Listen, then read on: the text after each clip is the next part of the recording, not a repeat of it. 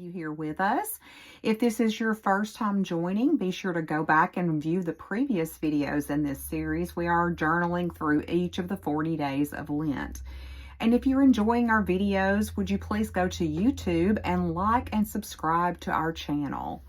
So we're going to go ahead and get started on today's video. I do want to just flip back to yesterday's page just for a moment and show you some finishing touches that I added. I was able to finally wrestle with my old washi tape and get a piece off to give a little bit of that pretty turquoise color. And I also found this little butterfly sticker that has just a hint of that turquoise in it, as well as this journaling card. So I feel like that ties together very nicely. And we're going to go to the other side of the page where we've got these beautiful 3 pockets that we're going to talk about what we can do with. And I know that yesterday I talked about how chunky the journal was getting, and I said that we were going to start doing things that were more flat and not so bulky. And one day after that, I'm going to show you just how many things you can stuff into these 3 pockets. The irony is not lost on me, but I just got so excited when I was playing around with it just to see how cute it looks when you load it up. Of course, you can leave it more simple. You could just put some thinner sheets of paper in here and not add all of that bulk. It is completely up to you.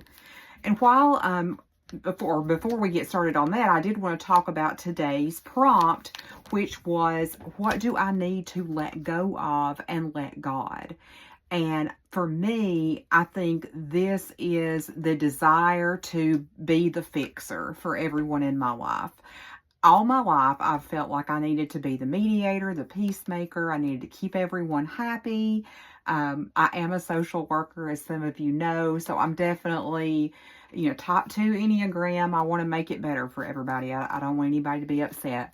But I've come to realize that that's not always my job. It's not always my job to manage everybody else's feelings and behaviors and actions. And I need to step back sometimes and let go of that. And that's something I really am trying to learn in my life.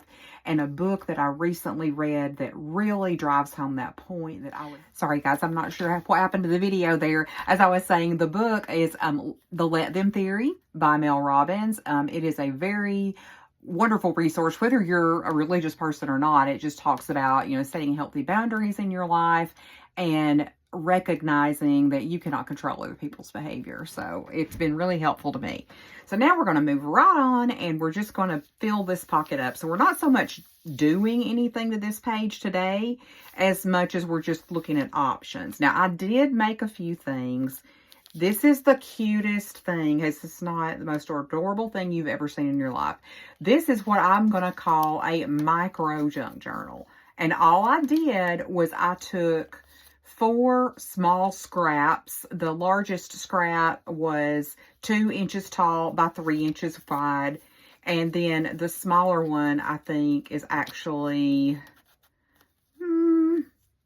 not quite 2 inches tall, so maybe 1.5 inches by 3 inches. And I just folded those, and I've just used some string. You can use any kind of string or twine to tie it together and create a little mini junk journal. So cute. I love anything miniature, so I just love how that turned out. I had some scraps left over from another project I was doing, and I just whipped that up. And this is actually, if you're looking at this pretty pink paper, this is avocado dyed paper. I did not dye this myself. I did buy it from another creator on Etsy, but I just love the way that looks. So I'm going to tuck this down into our bottom pocket. That's one thing that I definitely want to incorporate. And another thing is this pretty tag that we created earlier in the series. You may remember, I don't remember which day it was from, but we had done some collaging on one side and we've stamped a sunflower on the other. And I just pulled that just to show how you could put a larger tag toward the back in that biggest pocket. So we've got that there. And some other things that sometimes I like to add that you may not think about putting in your journal pockets are just little odds and ends, just things that I find that are pretty and bring me joy. So this is just a little lace scrap. It's really not a lot of it left to do much with, but it's such a pretty color. It coordinates with this. I might glue it down in my journal at some point. I don't know. But for now, I just want to tuck it in here just to give it that layered interest. And it's just something that I can look at. And it makes me happy. And my pocket's slipping all over the page here. So we're going to just tuck that in. Another thing that I sometimes like to add in are different kinds of like die cuts or embellishments. This is actually a clear acetate doily. I think this came in some paper kit from Temu probably. And so I'm just going to slip that back here just to kind of give it a little bit of interest. You see how that just gives it a little bit of something in the back. And then I love this reproduction. It's a blue willow plate. It's just a little cutout. It came in an ephemera pack.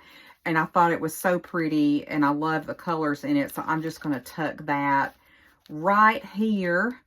And I will just keep messing with it until it looks like I want it to. So if I'm not happy with something, if I'm like, I don't really like that there, then I can always just move it around until I am happy with the final look of it. Maybe I want to put you up here and you down here. Do I want to do that? I don't know. I want my lace to show, and it's not showing.